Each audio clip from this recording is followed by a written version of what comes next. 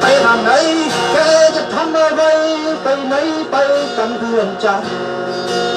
เพราะแกเกิดมาชาติหนึ่งเพื่อเป็นเพื่อนกับฉันร้องเป็นบทเพลงให้นึกถึงความหลังจำได้ไหมในวัยมัน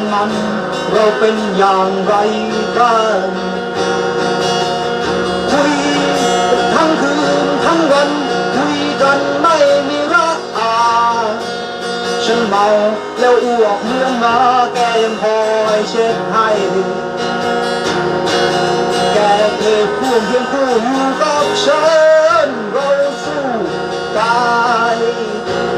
แล้วแกก็ต้องมาจมตีนตายพร้อมคำยามยันว่าเราแรงควายจะมองมาและฟัง